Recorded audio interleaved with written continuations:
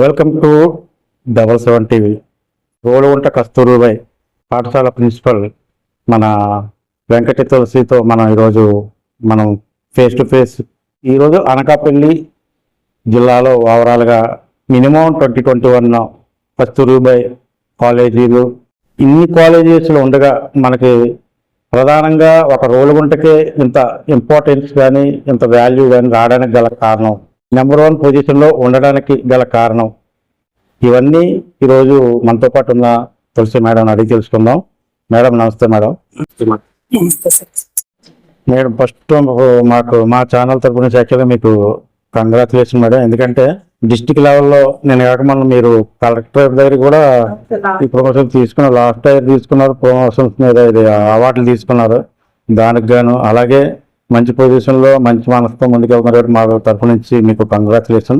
చాలా కృతజ్ఞతలు మేడం. చెప్పండి మేడం, యాక్చువల్ గా మనకి అనకాపల్లి జిల్లాలో ఇటు ర్యాంకింగ్ ఫస్ట్ పిల్లలందరికీ కూడా ఒక ర్యాంక్ వచ్చిందంటే మెయిన్ ఒక కుర్రోడు బాగున్నాడంటే ఫ్యామిలీకి కుటుంబంలో ఎలాగా వాళ్ళ తల్లిదండ్రులు బాగా చెప్తున్నారు అనే వేలో ముందు చెప్పుకుంటారు. అలాగే దాంట్లో భాగంగా మనకి ఈ కస్తూరిబాయ్ మీ హాస్టల్కి వచ్చేసరికి మీరు ఎలా అసలు పిల్లల్ని ఎలా టీచ్ చేస్తారు? యాక్చువల్గా మేము పిల్లల్ని మా సొంత పిల్లల్లాగా ట్రీట్ చేస్తాం సార్, ఫస్ట్ నుంచి కూడాను. అయితే ఇక్కడ ఉన్నాను నేనే కాదు, ప్రతి స్టాఫ్ కూడా వాళ్ళ సొంత పిల్లల్లాగే ట్రీట్ చేస్తారు. అంటే రిజల్ట్ కూడా మా పిల్లలకి వస్తే ఎలా ఉంటుంది అన్న, మా పిల్లలే ఎగ్జామినేషన్ కి కానీ లేదు మా పిల్లలే ఇక్కడ చదువుకుంటే ఎలా ఉంటుందో ఆ రకంగానే మేము పిల్లల్ని ట్రీట్ చేయడం జరుగుతుంది. మేము వచ్చిన దగ్గర నుంచి కూడా అదే జరుగుతుంది సార్. నెక్స్ట్ ఇక్కడ ఉన్న అన్ని సదుపాయాలు కూడా గవర్నమెంట్ కేజీబీఎస్ స్పెషల్ గా కూడా అన్ని సదుపాయాలు ఇస్తుంది. తర్వాత ఫ్యాకల్టీ కూడా ఫుల్ గా ఉన్నారు. నెక్స్ట్ మెనూ విషయంలో కూడా బయట స్కూల్స్ తో పోలిస్తే ఇక్కడ మెనూ కూడా మొత్తం 3 పూట్ల కూడా మెనూ డిఫరెంట్ గా ఉంటుంది బయట MDM తో పోలిస్తే. వాళ్ళ పిల్లల యొక్క ఆరోగ్య దృష్ట్యా వాళ్ళకి పూర్తిగా మొత్తం వాళ్ళ గ్రోత్ కి సరిపడా వాళ్ళ హెల్త్ గా ఎటువంటిది ఉంటుందో అవన్నీ కూడా చూస్తారు. నెక్స్ట్ ఇక్కడ మార్నింగ్ లేచిన దగ్గర నుంచి కూడా ఫస్ట్ యోగా లేచిన తర్వాత యోగా ఇక్కడ ఉన్న టీచర్స్ మాకు అసలు ఇప్పుడైతే పీఈటీ వేకెంట్ అయినప్పటికీ మా టీచర్స్ యోగా పిల్లలకి చెప్పడం, నెక్స్ట్ వాళ్ళని స్టడీ అవర్ లో కూర్చోబెట్టడం మార్నింగ్ నుంచి, తర్వాత నెక్స్ట్ క్లాసెస్ కి ప్రిపేర్ చేయించడం, ఇవన్నీ కూడా జరుగుతుంది పూర్తిగా ఓవరాల్ గా. ఇవన్నీ అన్ని కాలేజీలోనూ కూడా జరుగుతాయి కదా, మరి ఏంటి అక్కడికి ఇక్కడికి డిఫరెన్స్ ఏంటి? ఇక్కడ మెయిన్ వాళ్ళు డెడికేషన్ తో చేస్తారు సార్. ఇప్పుడు నేను ఏదైతే ఇప్పుడు మా ఎస్పీడీ గారు, నెక్స్ట్ సెక్రటరీ మా కేజీబీ సెక్రటరీ గారు, అలాగే మా డిఈఓ సార్ ఇప్పుడు ఏపీసీ గారు కూడా ఆయన, తర్వాత మా జీసీ మేడం, వాళ్ళు వరుసగా ఇన్స్ట్రక్షన్స్ ఇస్తూ ఉంటారు. ఆ ఇన్స్ట్రక్షన్స్ ఇచ్చిన ప్రాప్తికి మేము విజయపదం అనగా ఈ సంవత్సరం అయితే విద్యాశక్తి విజయపదం అనేది వరుస టెస్టులు అంటే పిల్లల్ని చదివించడం, నెక్స్ట్ టెస్ట్ రాయించడం ఆ రకంగా జరిగింది. తర్వాత మేము వాళ్ళు ఇచ్చే ఇన్స్ట్రక్షన్స్ కాకుండా మేము ప్రత్యేక శ్రద్ధ తీసుకొని సపరేట్ గా పిల్లలకి ఫుడ్ విషయంలో కానీ, నెక్స్ట్ స్టడీ కేరింగ్ విషయంలో కానీ, తర్వాత మా ఏఎన్ఎం గారు కూడా ఉన్నారు. ఏ పిల్లకైనా ఒకవేళ ఫీవర్ అది సడన్ గా వచ్చిన వెంటనే ఇమీడియట్ గా పేరెంట్స్ ఇంటిమేట్ చేసి పిహెచ్సికి తీసుకువెళ్ళడం, మళ్ళీ ఇక్కడే ఒకవేళ 1-2 రోజులు అంటే ఇక్కడే ట్రీట్మెంట్ చేసుకొని ఆ రకంగా పిల్లలకి 10th ఇంటర్మీడియట్ పిల్లలకైతే ఆ రకంగా శ్రద్ధ ప్రతి టీచరు కూడా పిల్లలు ఎవ్రీ చైల్డ్ మీద శ్రద్ధ అయితే చూపించారు సార్. ఎగ్జామినేషన్స్ లో కూడా అదే జరిగింది. మెయిన్ నా ఇన్స్ట్రక్షన్స్ వాళ్ళు పాటించడంతో పాటు వాళ్ళు కూడా వాళ్ళ సొంత పిల్లల్లా ఫీల్ అవ్వబట్టికి మంచి రిజల్ట్ అయితే సాధించగలిగారు సార్. అంటే ఇప్పుడు మీరు యాక్చువల్ గా ఫ్యాకల్టీని తీసుకునేటప్పుడు కానీ ఉన్న ఫ్యాకల్టీని కానీ మీరు మౌల్డ్ చేయడం అంటే ప్రతి ఒక్కరు కూడా కంపల్సరీ ఏదో ఒక మైండ్ సెట్ తో కానీ ఒక కాన్సెప్ట్ తో కానీ ఉంటారు. అట్లాంటిది ఒక దాటి మీరు ఒక 16 మందిని మీరు ఎలాగా మౌల్డ్ చేస్తున్నారు? మేము వీక్లీ వన్స్ మీటింగ్ పెట్టుకుంటాం సార్. ఎలాంటి ఏమైనా చిన్న చిన్న డిస్టర్బెన్స్ ఉన్నా సరే ఆ మీటింగ్ లో పూర్తిగా చర్చించుకుంటాం. పూర్తిగా ఏంటి ఒకవేళ ఏ పిల్లకన్నా ఏదైనా అంటే ఒక సబ్జెక్ట్ వీక్ ఉన్నారనుకోండి, ఆ సబ్జెక్ట్ మేడం ని మేము రివ్యూ చేస్తూ ఉంటాము, చేసి మిగతా సబ్జెక్ట్స్ తో ఈక్వల్ చేస్తూ ఉంటాం. అంటే ఎక్కడ లోపము ఏంటి అనేది. ఇప్పుడు ఆల్రెడీ పిల్లలు ఒకవేళ అంటే అందరూ కూడా ఇప్పుడు 40 మెంబర్స్ ఉన్నారంటే 40 మెంబర్స్ కూడా ఒకే పరిమితితో ఉండరు సార్. వాళ్ళు ఒకే ఐక్యూతో ఉండరు. వాళ్ళకి తగ్గట్టు ఇప్పుడు 100% రావడానికి కూడా అదే కారణం సార్. ఇప్పుడు బాగా స్లో లర్నర్స్ ఉన్నప్పుడు వాళ్ళకి మొత్తం అంతా చదివించకంట వాళ్ళకి ఏవైతే బాగా చదివితే వస్తుందో అంటే వాళ్ళు పాస్ అవడానికి సరిపడా మెటీరియల్ ఇచ్చి మేము వాళ్ళని అలాగా ప్రాక్టీస్ చేయించడము, అదే టీచర్స్ కూడా అదే ప్రాక్టీస్ చేయించడము, నెక్స్ట్ నైట్ స్టడీ అవర్స్ కూడా ఉండడం వల్ల పిల్లలు కూడా ఇక్కడే ఉండడం వల్ల సేమ్ ఇంకా రిపీటెడ్ అనమాట. ఒకవేళ రాకపోతే మళ్ళీ అదే, మళ్ళీ రాకపోతే మళ్ళీ మరుసటి రోజు అదే, ఆ రకంగా చేయించడము. తర్వాత ఏంటంటే మాకు పైనుంచి కూడా కొంచెం కొంచెం స్టడీ మెటీరియల్స్ అవి వచ్చాయి. అందులో ఉన్నవి కూడా కొన్ని వడగట్టి పూర్తిగా ఒక 8 మార్క్స్ ఉన్నాయంటే ఒక 10 క్వశ్చన్స్ 8 మార్క్స్ క్వశ్చన్స్ అంటే అందులో 4 ప్రిపేర్ చేయించడం, అలాగే డయాగ్రామ్స్ ప్రిపేర్ చేయించడం, అలాగే కొన్ని కొన్ని థియరమ్స్ ప్రిపేర్ చేయించడం. ఆ రకంగా వాళ్ళకి నోటెడ్ అదే రకంగా ప్రాక్టీస్ చేయడం వల్ల వాళ్ళు కాన్ఫిడెంట్ తో రాయడం వల్ల వాళ్ళు పాస్ అయ్యారు. అంటే పాసింగ్ వచ్చేసరికి ఆ మాట అన్నారు కాబట్టి ఇప్పుడు ఇక్కడ గవర్నమెంట్ కి సంబంధించి ఎవరైనా కానీ అది గవర్నమెంట్ అనేసరికి అది ఆఫీస్ లెవెల్లో కానీ పబ్లిక్ లో ఏమనిపిస్తుంది అంటే గవర్నమెంట్ తరఫున చదివి చెప్పరు, చదివి ఉండవు, ప్రభుత్వం సంబంధించింది ఏది కూడా డల్లగా ఉంటుంది. ఫర్ ఎగ్జాంపుల్ దీనికి మన హై స్కూల్ ఉందండి. హై స్కూల్లో ఏంటంటే మేము ఇదే ప్రశ్న వేసాం, లాస్ట్ ఇయర్ మీకు వచ్చింది, అలాగే కాలేజీలో కూడా వచ్చింది, కానీ హై స్కూల్కి రాలేదు. ఏంటి అని మనం అక్కడ ఇచ్చాము, మనం ఇదో కన్సల్ట్ చేస్తే ఆయన అన్నది ఏంటంటే ఇక్కడ ఏంటంటే అక్కడ 24 గంటల వాళ్ళు కంటిన్యూగా వాళ్ళే ఉంటారండి, కంపల్సరీ చెప్తారు అది అని చెప్పి వాళ్ళకి చెప్పుకొచ్చారు. కానీ జనరల్గా ఒక రైతు కుటుంబం నుంచి వచ్చిన వాళ్ళు పేదలు ఎక్కువగా ఉంటారు.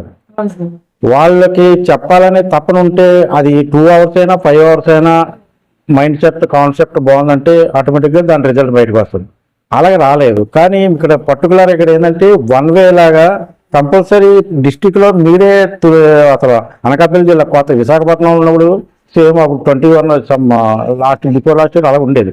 సో మీరు వచ్చిన తర్వాత కూడా ఈ వే రావడానికి కారణం అసలు ఏంటంటే మీరు పర్టికులర్గా పిల్లల తరపు నుంచి ఫ్యాకల్టీ తరపు నుంచి మీరు తీసుకున్న జాగ్రత్తలు మిమ్మల్ని చూసి ఇంకొకరు నేర్చుకునేటట్టు దాని మీరు ఎలా ఫాలో అవుతున్నారు ఏ సిద్ధాంతాన్ని? సార్ పిల్లలకి అర్థమయ్యేటట్టు చెప్తున్నాం సార్. మెయిన్ ఏంటంటే 24 గంటలు ప్రాక్టీస్ చేయించడం కాదు, కానీ మనం 1 గంట చేయని 2 గంటలు చేయని ఆ పిల్లడు అది అర్థమవుతుందా లేదా, అర్థం అవ్వకపోతే మళ్ళీ చెప్తున్నాం, మళ్ళీ చెప్తున్నాం, ఇంకా మళ్ళీ అర్థం అవ్వకపోతే వచ్చి అడిగేటట్టే చేస్తున్నాం, టెస్ట్ పెడుతున్నాము. అర్థం ఒకవేళ రాయలేదనుకోండి, టెస్ట్ రాయలేదనుకోండి సరిగ్గా, ఎక్కడ తను రాయలేదో మళ్ళీ కరెక్షన్స్ చేసి అయితే ఈ పార్ట్ అర్థం అవ్వలేదని మళ్ళీ తనకి అర్థమయ్యేటట్టు చెప్తున్నాం. తనకు అర్థమయ్యేటట్టు చెప్తేనే ఎగ్జామ్స్ లో బాగా రాయగలడు. అదే సార్ మెయిన్ ఏంటంటే పిల్లడికి అర్థమయ్యేటట్టు చెప్పడం వల్లనే పిల్లడు బాగా రాయగలిగాడు. అయితే ఒకటి ఏంటంటే ప్రాక్టీస్ అనేది మీరు అన్నట్టు అది రైటే సార్. 24 గంటలు ప్రాక్టీస్ చేసినా ముందు అసలు అర్థం అయితేనే కదా ఆ పాస్ అవ్వగలరు ఆ విద్యార్థి అనేది. ఇక్కడ స్టూడెంట్ అయితే అర్థమయ్యేటట్టు చెప్తున్నారు సార్, ప్రతిసారి అర్థమయ్యేటట్టు చెప్తున్నారు. ఒకవేళ అమ్మాయికి అప్పుడు అర్థం అవ్వకపోయినా ఎన్నిసార్లు అయితే అన్నిసార్లు ఓపికతో చెప్పడం బట్టికే మాకు ఇది రిజల్ట్ సాధ్యమైంది సార్. అదే అంటే మీ ఫ్యాకల్టీని మీరు ఎలా అంటే ఇష్టంతో మీరు ఎక్కడన్నా ఎవరైనా ఉంటే ఇక్కడ తీసుకోవడం చేస్తున్నారా, జెన్యున్ గా ఇక్కడ ఉన్న వాళ్ళని మీరు మోడల్ చేసుకుంటున్నారా? సార్ యాక్చువల్గా చెప్పాలంటే వీళ్ళు త్రూ రిక్రూట్మెంట్ ద్వారానే వచ్చారు సార్. వీళ్ళు వచ్చిన వాళ్ళకి అంటే వాళ్ళు కొంతమంది ట్రాన్స్ఫర్స్ లో వచ్చారు, రిక్రూట్మెంట్ ద్వారా వచ్చారు. నేను ఉన్నప్పుడు ఈ స్టాఫ్ లేరండి, కొంతమంది ఉన్నారు కొంతమంది లేరు. వచ్చిన వాళ్ళు కొంతమంది ఫ్రెషర్స్ ఉన్నారు సార్, అంటే 2023లో వచ్చిన వాళ్ళు ఉన్నారండి. వాళ్ళు వచ్చినప్పుడు వాళ్ళ వేలో వాళ్ళు చెప్పడం జరిగింది. అయితే ఆ తర్వాత వాళ్ళ వేలో వాళ్ళు చెప్పింది రైట్ అయినప్పటికీ ఇక్కడ లాస్ట్ పాపకి అర్థమయ్యేటట్టు చెప్పడం అనేది నేను వాళ్ళకి ఇన్స్ట్రక్షన్స్ ఇచ్చాం అన్నమాట.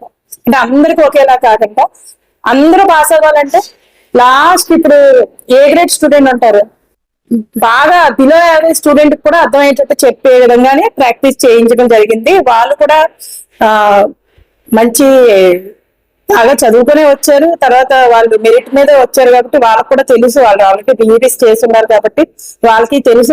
వచ్చిన వాళ్ళు కూడా మంచి ఫ్యాకల్టీ ఉన్నారు సార్. ఇక్కడ మెయిన్ ఏంటంటే ఇక్కడ నేను అప్పుడప్పుడు ఏంటంటే రిజల్ట్ బాగా రాలేదని అప్పుడు అంటే మధ్యలో మనకి ఇంటర్వ్యూస్ అంటే మీటింగ్స్ అది రివ్యూస్ అవి జరిగినప్పుడు ఎవరికైనా తక్కువ మార్క్స్ వచ్చినా అలా వచ్చినప్పుడు వీళ్ళు మనసుకు తీసుకోకుండా అర్థం చేసుకునేవారు సార్. ఫస్ట్ సరే మేడము అంటే నేను ఎందుకు చెప్తున్నాను అనేది అర్థం చేసుకునేవారు.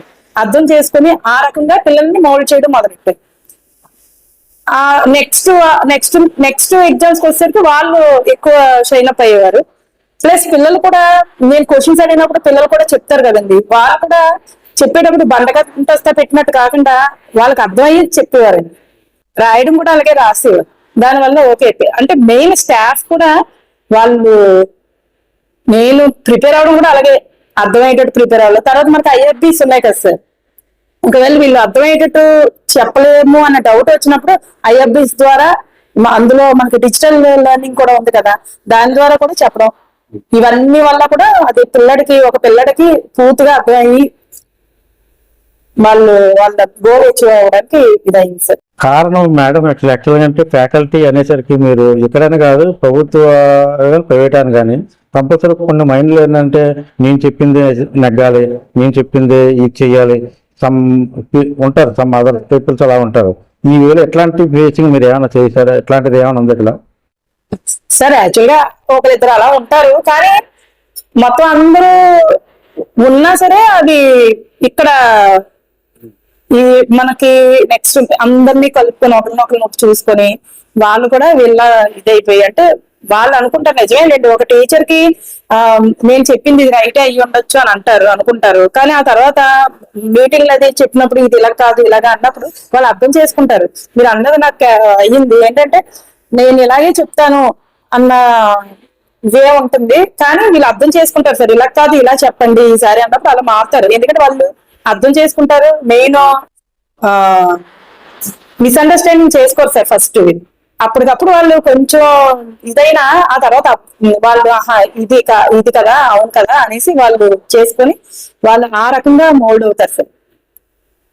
ఇంకో విషయం ఏంటంటే ఇది అందరూ రకరకాల సబ్జెక్ట్స్ సార్, నాకు అందులో కొన్ని సబ్జెక్ట్స్ వచ్చి కొన్ని సబ్జెక్ట్ రాదు, అన్నిట్లో నేను ఎక్స్పర్ట్ కాదు కదా, అయినప్పటికీ నా ఇన్స్ట్రక్షన్స్ వాళ్ళు ఫాలో అవుతారు సార్.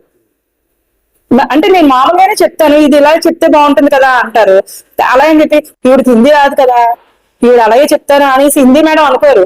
సరే నేను ఇలా చెప్తే నిజమే కదా మేడం, ఈ రకంగా ఈ బుక్ పెట్టమన్నారు ఈ రకంగా ఫాలో అయితే బాగుంటుంది అంటే నేను ఆవిడ లెసన్ లో ఫాల్ట్ చూడండి సార్, ఆవిడ ఏమన్నా పిల్లలకి ఈ రకంగా చెప్తే బాగుంటుంది కదా ఇలా కాకుండా ఇలా అన్నా ఉంటుంది ఆవిడ అలా ఫాలో. అంటే నేను ఫర్ ఎగ్జాంపుల్ అక్కడ ఎదురుగా ఆవిడ ఉన్నారు కాబట్టి హిందీ అని అన్నాను, అంటే ప్రతి ఒక్క టీచర్ కూడా అలాగే సార్, మనం ఏదైనా చెప్తే ఈవిడికి ఏం తెలుసు సార్ అనుకోరు సార్, సరే మేడం నేను చేస్తామనేసి మరొకటి చేసి చూపిస్తారు సార్. దానివల్ల కూడా మనకి సక్సెస్ మొత్తం అందరూ ఏకతాటి మీద ఉండడం అనేది సాధ్యమైంది సార్. ప్రధాన అంశం మీకు ఈ రోజు చేయడానికి కారణం ఏంటంటే సీటు దొరకట్లేదమ్మా జిల్లాలోనే, ఇక్కడ అసలు ఇంత తప్పుగా ఉంటుంది. కారణం ఈ రిజల్ట్ బట్టి. దానికి గల కారణం మెయిన్ ఏంటంటే బిఫోర్ లాస్ట్ ఇయర్ అంతకుముందు ఒక 10 years లో ఉన్నప్పుడైతే మినిమం ఒక ఎంపీ చెప్పాడనో ఎమ్మెల్యే చెప్పాడనో రికమెండేషన్తో కనీసం 5 or 6 ఇలా ఉండేది. ఇప్పుడు అది కూడా అసలు మీరు చాయిస్ ఇవ్వట్లేదు, ఎంత అసెంబ్లీ పర్సన్ అయినా సరే శాసనసభ్యులు అనేది ఇవ్వట్లేదు. మనకి గ్రామీణ ప్రాంతాల నుంచి వచ్చిన పేద విద్యార్థులు ఎక్కువ, వాళ్ళు ఏంటంటే మా పిల్లల్ని ఇలాగ మంచి హైయెస్ట్ చదివించాలి, బాగా ఉద్యోగం తెప్పింది, ఇలాంటి గోల్తో కొంతమంది చాలా మంది శ్రద్ధ చూపించి ఎవరైతే బాగా చెప్తారో ఎక్కడైతే స్ట్రిక్ట్గా ఉంటుందో అది చూజ్ చేసుకుంటారు. దానివల్ల ఇక్కడ ఏంటంటే రోలుగుంట మండలం వచ్చేసరికి మీరు ఎమ్మెల్యే చెప్పినా సరే మనకి రికమెండేషన్లో ఇవన్నీ పనిచేయట్లేదు.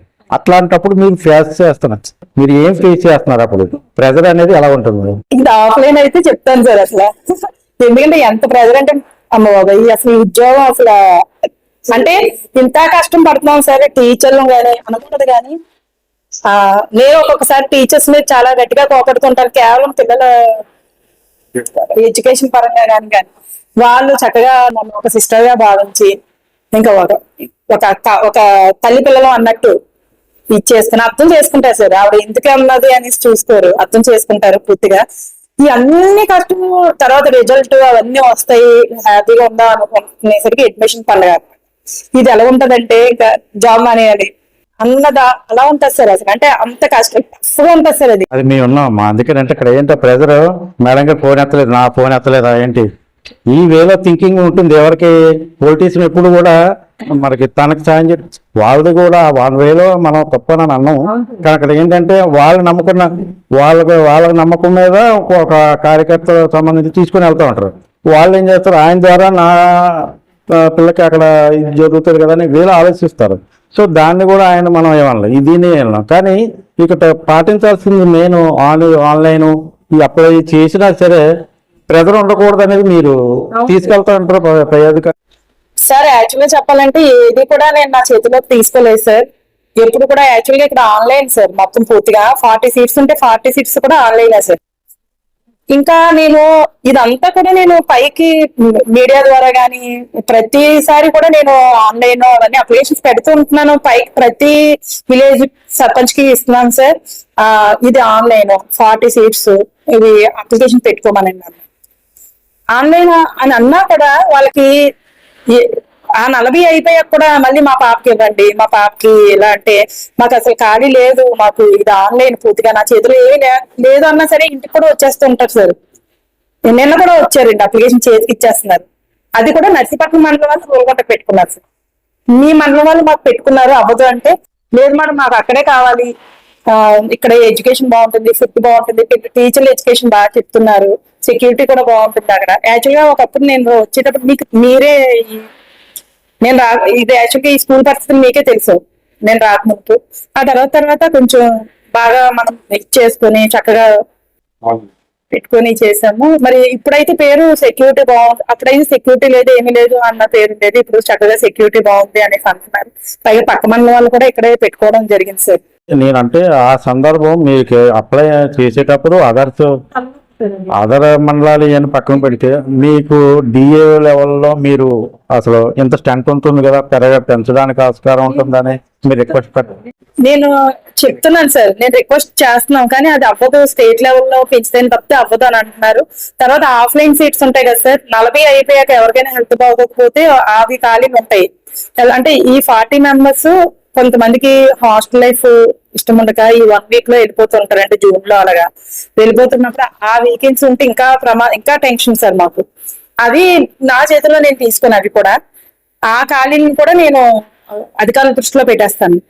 వాళ్ళకి టెన్షన్ మొదలవుతుంది సార్.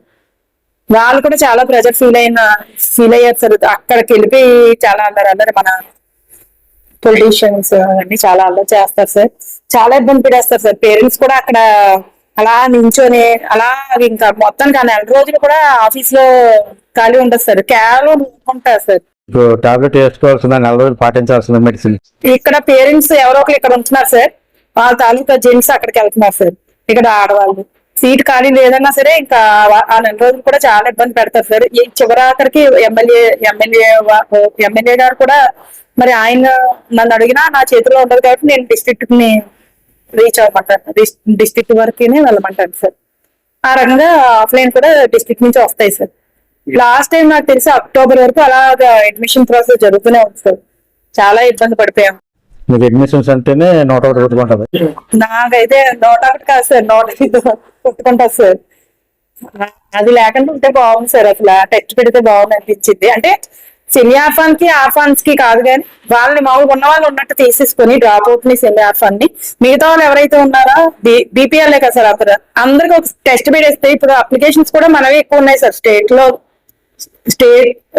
మన జిల్లాలో రోలుగుంటవి కొంచెం హైయెస్ట్ ఉన్నాయి సార్, అన్నిటికన్నా ఎక్కువ మనమే ఉన్నాయి జిల్లాలో మన స్కూల్.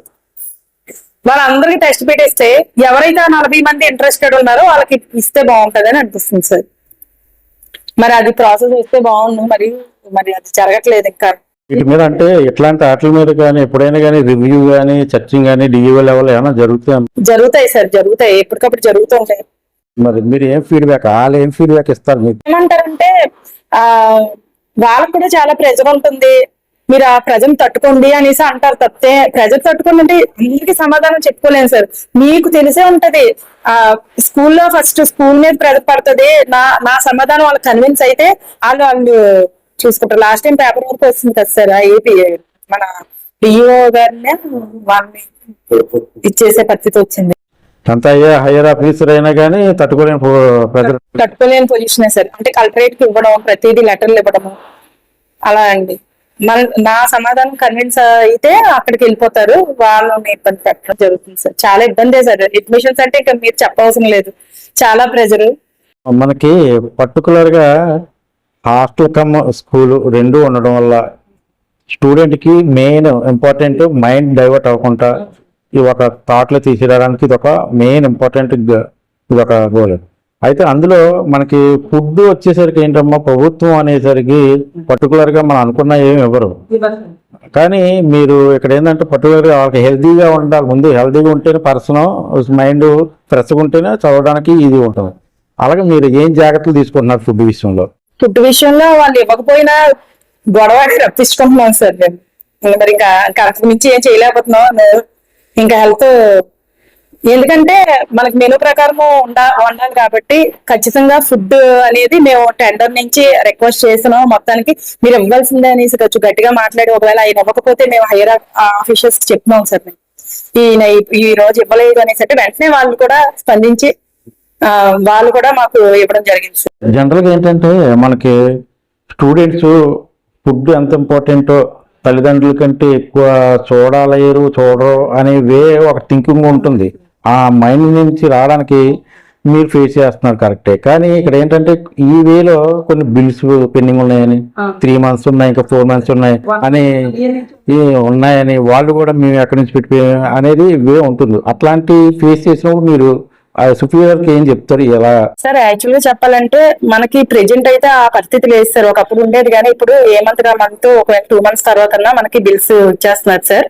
అయితే ఒకటి ఏంటంటే వాళ్ళు చూసుకుంటున్నారు. అది ఆ బిల్స్ విషయం వాళ్ళు చూసుకుంటారు. మాకు ఏంటంటే మాకు ఇవ్వాల్సింది ఇస్తున్నారా లేదా అనేది నేను చూసుకుంటాను సార్. ఆ బిల్స్ అవి మాకు సంబంధం లేదు. అది వాళ్ళు చూసుకుంటారు. ఎందుకంటే టెండర్ అని అన్నాక వాళ్ళు అది ఇవ్వాల్సిందే సార్. వాళ్ళు ఇవ్వకపోతే మాత్రమే మేము గట్టిగా అడుగుతున్నాము. నెక్స్ట్ మా అకౌంటెంట్ గారు కూడా అడుగుతారు.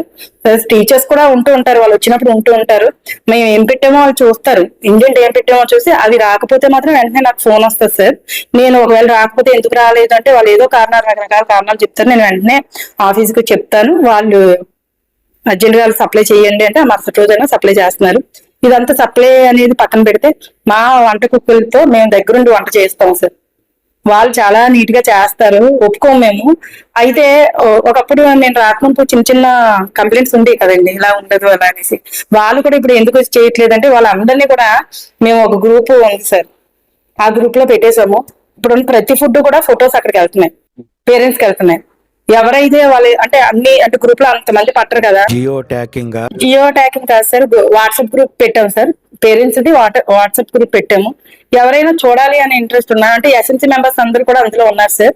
అంటే వాళ్ళకి ఇన్నాళ్ళు వచ్చి చూసేవారట సార్. నేను రాకముందు అదే పరిస్థితి అట, ఇలా ఫుడ్ బాగోలేదు వచ్చి చెక్ చేసుకుంటాం అలా. ఇప్పుడు ఎవరు కూడా రావట్లేదు. ఎందుకంటే మేము ఆ గ్రూప్ లో పెట్టేస్తున్నాము. జెన్యున్ గా పేపర్ తో సహా పెట్టేస్తున్నాము. దానివల్ల వాళ్ళు పేపర్ కాదు సార్, ఇది పేపర్ రాకపోతే GPS స్కాన్ దాని ద్వారా కూడా పెడుతున్నాము. ఒకవేళ మేము అదే అంటాం, ఎప్పుడైనా మీటింగ్ పెడుతూ ఉంటాం సార్ పేరెంట్స్ కి. ఎప్పుడైనా మీకు ఎటువంటి కంప్లైంట్ ఉన్నా వచ్చి నాకు చెప్పండి. లేదు అంటే ఇది మేము ఇలా ఫుడ్ చెక్ చేద్దాం అనుకుంటున్నాము, మేము వస్తాం అనేసి అడగండి. వాళ్ళు ఎలా చేస్తాను కానీ ఇప్పటికి నేను వచ్చిన దగ్గర నుంచి ఇప్పటికి ఎవరు కూడా రాలేదు. ప్లస్ ఫుడ్ కూడా మనకి వెళ్ళిపోతుంది వాట్సాప్ లో. అది తర్వాత వచ్చిన వాళ్ళు ఫుడ్ కూడా టేస్ట్ చేస్తారు సార్. ఎస్ఎంసీ మెంబర్స్ వచ్చిన వాళ్ళు టేస్ట్ చేస్తారు, చాలా బాగానే ఉంటుంది. వాళ్ళ దగ్గరుండి వండిస్తున్నాం సార్. ఇంకా వేరే చాయిస్ లేదు. ఇంకా పర్టికులర్ గా మనకి హెల్త్ ఇంపార్టెంట్. ఇది ఏంటంటే ప్రభుత్వం హాస్టల్ అనేసరికి ఎవరికైనా కొంచెం ఒక ఫీలింగ్ ఉంటుంది, ఏంటంటే సరిగా చూడరు, పట్టించుకోరు. కొన్ని హాస్టల్ అయితే ఇంటికే పంపించేస్తారు, వచ్చిందంటే ఫేస్ చేయకుండా ఇంటికి పంపిస్తారు. అలా కాకుండా ఇక్కడ మీరు ఎలా ట్రీట్ చేస్తున్నారు? సార్ యాక్చువల్గా చెప్పాలంటే మా దగ్గర ఒక హెల్త్ మేడం ఉన్నారు సార్. ఆవిడ వచ్చిన వెంటనే పేరెంట్స్ ఇంటిమేట్ చేయాలి కాబట్టి పేరెంట్స్ ఇంటిమేట్ చేస్తారు. ఫస్ట్ అక్కడ టీచర్ ఉంటారు సార్. ఎప్పుడు నైట్ టైం ఇలాంటివి జరుగుతుంటాయి. ఇంకో విషయం సార్ అంటే ఫుడ్ విషయం వచ్చేసరికి ఫస్ట్ పిల్లలు తినే ముందు మా నేను ఉంటే ఎవరు అవైలబిలిటీ ఉంటే వాళ్ళు ఈ రోజు నైట్ టీచర్స్ ఎవరైతే ఉంటే వాళ్ళు వెళ్ళి టేస్ట్ చేసి అప్పుడు మాత్రమే పిల్లలకి పెడతారు సార్. ఆ రకంగా కూడా ఉంటుంది. దానివల్ల ఫుడ్ విషయంలో ఎలాంటి ఇది లేదు. నెక్స్ట్ హెల్త్ మేడం కూడా ఇప్పుడు ఇక్కడ రాకపోవడానికి కారణం హెల్త్ మేడం అక్కడ ఉన్నారు ఫుడ్ దగ్గర. అక్కడ ఆవిడ కూడా టేస్ట్ చేస్తారు సార్ ఫస్ట్. నెక్స్ట్ ఇలాంటివి ఎప్పుడు కూడా హెల్త్ బాగోకుండా ఎప్పుడు నైట్ టైం కరెక్ట్ ఈవినింగ్ టైంలో అలాంటప్పుడు వస్తూ ఉంటాయి సార్. ఆ టైంలో మాత్రమే మనకి ఏం జరుగుతుందంటే వెంటనే టీచరు ఏనమ్మకి ఫస్ట్ కబురు పెడతారు సార్. ఎందుకంటే టీచర్స్ ఇప్పుడు ఇంట్లో పిల్లలకి అయితే మనకు తెలుస్తుంది ఫీవర్ అది అనేసి. అది ఇక్కడ రకరకాల హెల్త్ ఇష్యూస్ పిల్లలు వస్తూ ఉంటారు సార్. ఆస్మా పిల్లలు వస్తూ ఉంటారు, తర్వాత హార్ట్ కంప్లైంట్ పిల్లలు వస్తూ ఉంటారు, నెక్స్ట్ బ్లడ్ లాస్ పిల్లలు వస్తూ ఉంటారు కదా సార్. వాళ్ళు భయపడుతూ ఉంటాయి. ఒక్కొక్కసారి అయితే 6 నెలలకు ఒకసారి బ్లడ్ ఎక్కించడం అలాంటి పిల్లలు కూడా ఉన్నారు సార్ ఇక్కడ. సో వీళ్ళు ఏం చేస్తారంటే వాళ్ళ చేతిలో తీసుకోరు సార్, ఇమీడియట్ గా ఏనమ్మకి చేస్తారు సార్. ఆవిడ వచ్చేస్తారు. ఆయన అంటే ఒకవేళ ఇంకా సివియర్ అయితే నర్సీపట్నం తీసుకొచ్చామంటారు, ఆవిడ అక్కడ అటెండ్ అవుతారు. మరి travelling travelling auto sir, auto వాళ్ళు ఎవరో ఒకరు ఉంటారు కదా సార్, వాళ్ళ ద్వారానే ఆటో ఫోన్ చేసి తీసుకెళ్ళిపోతాం సార్. నాకు మరి నైట్ అయితే 11, 1 గంట అలాగనుకోండి ఫోన్ చేస్తారు సార్, 2 గంటలకైనా నేను కూడా అక్కడికి వెళ్ళిపోతాను సార్. వెళ్ళిపోయి అలా ఉంటాం. పేరెంట్స్ అప్పుడు వస్తారు, వచ్చి వాళ్ళు కూడా ఉంటారు. తగ్గాక డిశ్చార్జ్ చేసినప్పుడు అప్పుడు కూడా టీచరు ఏఎన్ఎం ఉంటారు సార్ ఆ 3 రోజులు కూడా. ఒకవేళ అక్కడే ట్రీట్మెంట్ ఏదో డిశ్చార్జ్ చేసేదంటే అప్పుడు మనం పేరెంట్స్కి ఇచ్చి పంపిస్తాం. ఇప్పుడు అమ్మవారు అది అనుకోండి, డైరెక్ట్ గా పేరెంట్స్ కి ఇచ్చి పంపిస్తాం. మరి అమ్మవారు అనేది ఉంటే పిల్లలు స్ప్రెడ్ అయితే మొత్తం అందరికీ స్ప్రెడ్ అవుతుంది కాబట్టి మనం ఇంటికి పంపిస్తాం. ఫీవర్ అది వాళ్ళు ఎలాంటప్పుడు అంటే మేము వెంటనే వాళ్ళు కోర్స్ అది వాడుతుంటారు సార్. ఇలా మా పాపకి ఫస్ట్ నుంచి టైఫాయిడ్ ఉందమ్మా పంపించండి ఇంటికి అన్నప్పుడు పేరెంట్స్ ఫీలింగ్ బట్టి పంపిస్తూ ఉంటాం. ప్రధాన అంశం ఏంటంటే మేడం, ఇప్పుడు ఎక్కడ మేము అటు ఇటు తిరుగుతున్న టైంలోనే మనకి సండే వచ్చేసరికి పేరెంట్స్ అందరూ గేట్ దగ్గర ఉంటారు. ఇన్ కేసు ఒక 10 minutes or half an hour కానీ ఇది లేట్ అయింది అనుకోండి, ఇన్ కేసు మీరు చాయిస్ ఇవ్వలేదో లేకపోతే ఇక్కడ వీళ్ళకి ఇన్స్ట్రక్షన్స్ ఎలా చేస్తారు సార్? యాక్చువల్గా చెప్పాలంటే మనకి నెలకు ఒక్కసారే సార్ మనకి విజిట్. నేను వచ్చిన కొత్తలోనే నేను చెప్పాను సార్, నెలకు ఒక్కసారి విజిట్ అని చెప్పాను. కానీ పేరెంట్స్ అందరూ అంటే జాయినింగ్ చేసేటప్పుడు ఇవి అన్నీ ఎక్స్ప్లెయిన్ చేస్తారు. జాయిన్ చేసేటప్పుడు ఎక్స్ప్లెయిన్ చేస్తాం. మాకు ప్రొసీడింగ్స్ కూడా సార్ ఇదిగోండి. మాకు ఇది ఎప్పుడంటే 2019లో కాదండి, నేను జాయిన్ అయినప్పుడు ఉంది. కానీ 2019లో ప్రొసీడింగ్స్ రూపంలో మంత్లీ వన్స్ మాత్రమే అని ఉంది సార్. ఆ తర్వాత మళ్ళీ ఏదైనా ఇవ్వడానికి అదేనో 3:30 నుంచి 4:30 లోపు ఇచ్చేసి గేట్ దగ్గరికి ఇచ్చేసి వెళ్ళిపోవాలి. అంటే టైమింగ్ కూడా ఉంటుంది సార్ అందులో. నేను ఇది మొదటి నుంచి కూడా పేరెంట్స్ చెప్తున్నాను. కాకపోతే అది నేను ముందు వేరే ఎప్పుడు చెప్తున్నా అంటే జాయినింగ్ టైమ్ లో చెప్తాను, మీటింగ్ లో చెప్తాను, జాయినింగ్ టైం లో కూడా చెప్తాను సార్ నేను. మరి అప్పుడు ఉన్న పేరెంట్స్ మళ్ళీ అక్కడికి వచ్చి ఎందుకు గోల్ చేస్తారు? వాళ్ళు అర్థం చేసుకోవట్లేదు ఎంత. ఇంకో మాట ఏంటంటే ఇప్పుడు ఇంకా కొంచెం తగ్గింది సార్. ఏం జరిగిందంటే నేను వచ్చిన కొత్తలో ఈ రకంగా చెప్పినప్పుడు నాయకుల ద్వారా తర్వాత ఎమ్మెల్యే దృష్టికి కూడా వెళ్ళిపోయి అలా కదమ్మా దగ్గర కదా అనేసి వచ్చేస్తున్నారు, వారానికి ఒకసారి అలా చేయండి అనేసి. అంటే ఒక ఇంటర్మీడియట్ మాత్రము నెలకోసారి అని చెప్తూ మిగతా వాళ్ళని వారానికి ఒకసారి అలా చేసి, ఆ తర్వాత మళ్ళీ ఇక్కడ ఏదో ఇష్యూ అయిందట ఎక్కడో స్టేట్ లో. ఖచ్చితంగా ఎవరైతే వారానికి ఒకసారి అంటే నెలకొకసారి ఎలా నెలకు ఒకసారి మాత్రమే ఎలా చేయాలి, అలా కాకుండా మిగతా రోజులు ఎలా చేస్తే పనిష్మెంట్ ఇస్తున్నారు. అంటే మార్క్స్ షోకాజులు అలా ఇస్తున్నారు. అలాంటప్పుడు మళ్ళీ పేరెంట్స్ కి పిలిచి మీటింగ్ పెట్టి బాబు ఇన్నాళ్ళు కుదిరింది, ఇప్పుడు మాత్రం నెలకు ఒకసారే అంటే 6th వాళ్ళు ఏమంటున్నారంటే 6th క్లాస్ పిల్లల వాళ్ళు అలా ఏమైనా బట్టలు అవి ఉంటాయి కదా ఉతికినవి, అవి పిల్లలు ఉతుక్కోలేరు కదా అంటే, అయితే మీరు ఎప్పుడైనా వచ్చి అలా ఇచ్చేసి వెళ్ళిపోండి, అంతే తప్పితే మేము ఎట్టి పరిస్థితుల్లోనే మేము ఎలా చేయము అనేసి చెప్తున్నాము. ఓకే అంటారు. కానీ వాళ్ళకి ఇంకా అదే దగ్గరలో ఉండడం వల్ల, అది ఊరి మధ్యలో ఉండడం వల్ల నాకైతే ఈ ప్రజలు ఎప్పుడూ ఉందండి. తర్వాత ఇప్పుడైతే మాత్రం కొంచెం కన్విన్స్ అవుతున్నారు, నెలకోసారి వచ్చి ఉదయం సాయంత్రం వరకు ఉండమంటా ఉంటున్నారు. కానీ ఈ మధ్యలో కొంతమంది ఎంత చెప్పినా వినరు సార్ ఈ పేరెంట్స్. ఎంఆర్సీ కను ఎక్కడా లేదు సార్, రోలుగుంటలో ఉన్న స్కూల్ లాగా అన్ని కూడా ఊరి చివరిలో ఉంటాయి. ఇది ఒకటి మాత్రము ఊరి మధ్యలో ఉంటది. మళ్ళీ ఊరి మధ్యలో ఉన్నది ఒక ఎత్తు అయితే ఎంఆర్సీ, ఎంఆర్ఓ, ఎంఈఓ అలాగే జెంట్స్ అందరూ పేరెంట్స్ అందరూ వచ్చేది ఇక్కడికే. మరి వచ్చినప్పుడు మా పిల్లల ముందు చూడాలనిపిస్తుంది. ఇంకా వాళ్ళకి కనప్రాణం వదలదు. అలాగని చెప్పి నాకు ఇన్స్ట్రక్షన్ నేను ఇవ్వాలి కదా, పాటించాలి కదా సార్. నేను అదే అంటాను, మీ కొడుకో కూతురు ఏ విజయవాడలో ఉంటే ఇలాగే చేస్తారా అనేసి అడుగుతూ ఉంటాము. అయితే అఫ్ కోర్స్ ఇప్పుడు కొంచెం నాకైతే ప్రెజర్ తగ్గింది, మరి టీచర్స్ కి కూడా తగ్గింది అనుకుంటా. కానీ ఈ ఇవ్వడాలు మాత్రం తగ్గట్లేదండి. ఈ ఫుడ్ అదరకు బయట నుంచి తెచ్చిన ఫుడ్ ఎలా ఉందో మేడం? బయట నుంచి తెచ్చిన ఫ్రూట్స్ అయితే అలా చేస్తున్నాం సార్. మరి అది నెలకు ఒకసారి అంటున్నాం. కానీ ఎవరికైనా హెల్త్ చెప్పాను కదా, ఇప్పుడు బ్లడ్ లాస్ పేషెంట్స్ అది ఉన్నారు, వాళ్ళకి కొంచెం యాపిల్స్ అవన్నీ కూడా పేరెంట్స్ తెస్తున్నారు. కేవలం బిస్కెట్స్ ఏదన్నా ఉంటాయి, బిస్కెట్స్ ఫ్రూట్స్ మాత్రమే అలవెన్స్ ఉందండి. దానివల్ల మేము బయట నుంచి ఫుడ్ ఏది అలవ్ చేయట్లేదు. అలాగే మేడం, ఓవరాల్గా మీరు వచ్చిన తర్వాత కొత్తగా కాలేజీ కూడా తెచ్చిందని ఒక పేరెంట్స్ చాలామంది దగ్గర మేము ఉన్నాం. అది ఏంటంటే మేడం గారు బాగా ఇచ్చేస్తున్నారు, దానివల్ల మాకు చాలా ఇది ఉందనేది మినిమం అందరూ కాదు కొంతమంది మాతో చెప్పడం జరిగింది. ఇంటర్ కాలేజ్ కూడా మీ వల్లే వచ్చింది, లేకపోతే అదర్ బిల్డింగ్ రావడానికంటే చాలా టైం పడుతుంది, ఎక్కడా లేదు, ఓవరాల్గా ఇది తెచ్చిందని అని అన్నారు. సో దానికి మీరు ఏమైనా ప్రపోజల్స్ కానీ ఏమైనా పెట్టారా? అవును సార్, యాక్చువల్గా చెప్పాలంటే ఇక్కడ ప్లేస్ చాలా తక్కువ సార్. అన్ని దగ్గర 2.5 ఎకరాలు అలా ఉంది, మన దగ్గర 60 సెంట్లే సార్. 60 సెంట్లు ఉండడం వల్ల ఇక్కడ కాలేజ్ వచ్చి 2 సార్లు వెళ్ళిపోయింది సార్.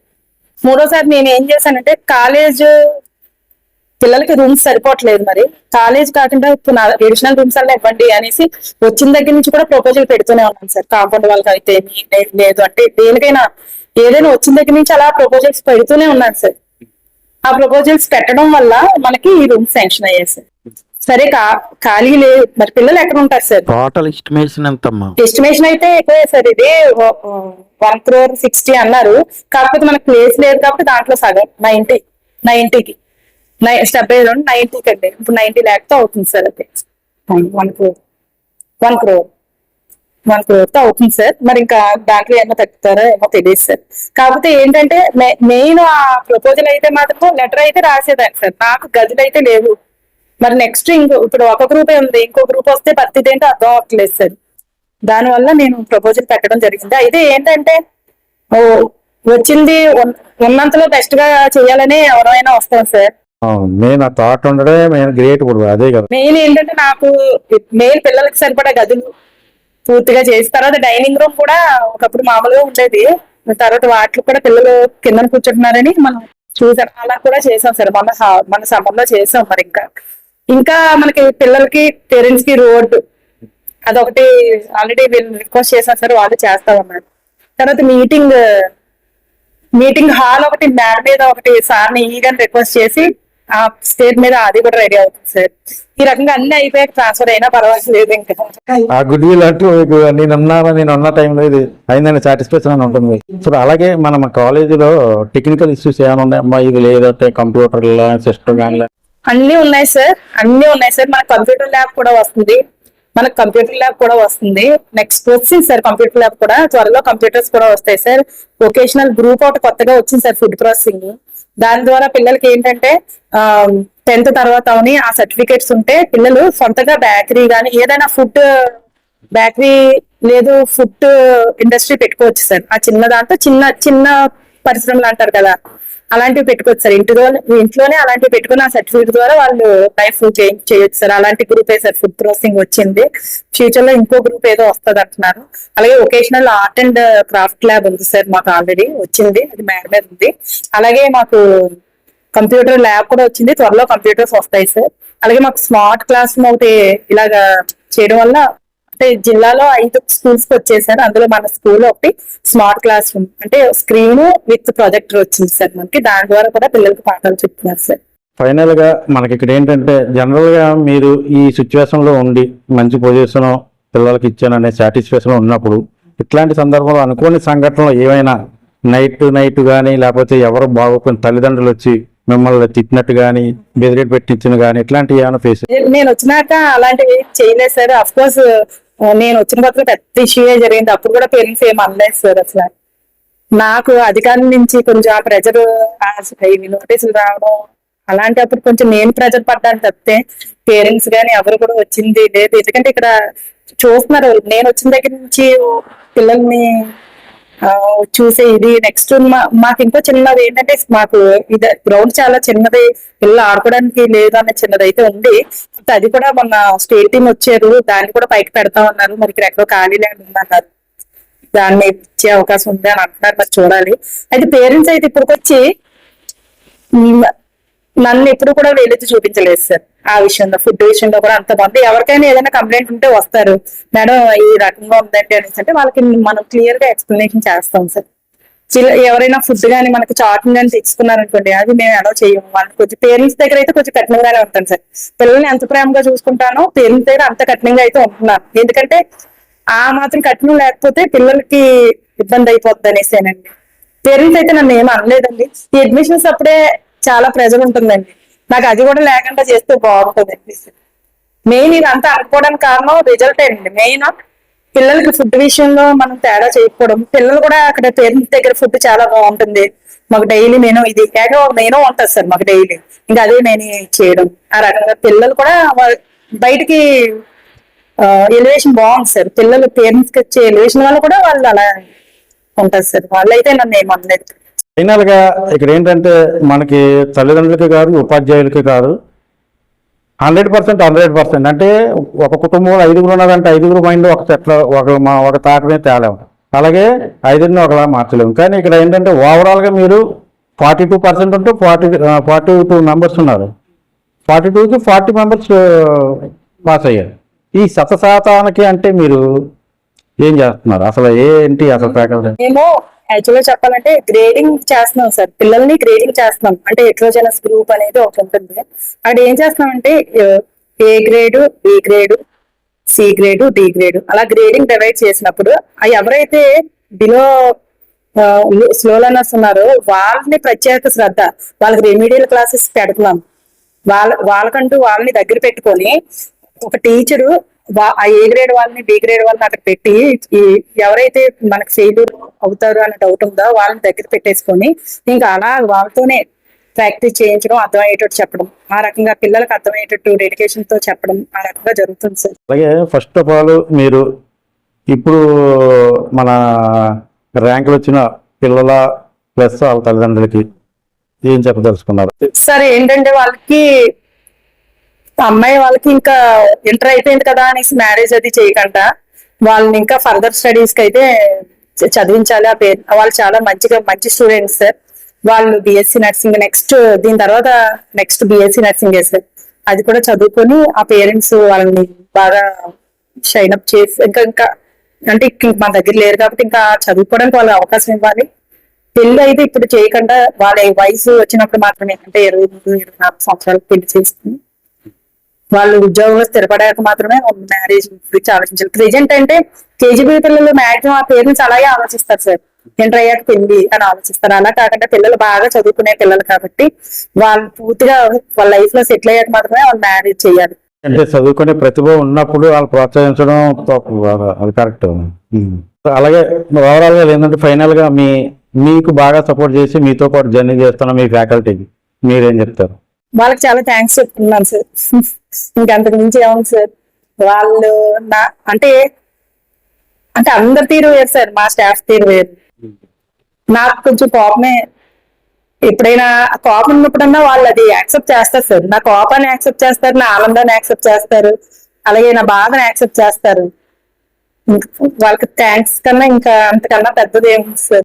యాక్చువల్ గా వన్స్ ఆఫ్ టైం మేము ఒకసారి చూసినప్పుడు అయితే ప్రభుత్వ స్కూల్ అంటేనే ఒక ఫీలింగ్ లో ఉండేవారు. అట్లాంటిది రానున్న రోజుల్లో ఇప్పుడున్న ప్రజెంట్ 2020 జనరేషన్ లో ఉన్నదానికంటే బాగా ఎక్కువ మీరు చూపించిన శ్రద్ధ పబ్లిక్ లోకి వెళ్ళి మీ మంచితనాన్ని వాళ్ళు గుర్తించి రానున్న రోజులు మీకు మంచి గుర్తింపు రావాలని కోరుకుంటున్నాం. టైం అంతా వెచ్చించి మాకు అవకాశం ఇచ్చినందుకు మా యాజమాన్యం తరఫున మీకు థ్యాంక్ యూ వెరీ మచ్. చాలా కృతజ్ఞతలు.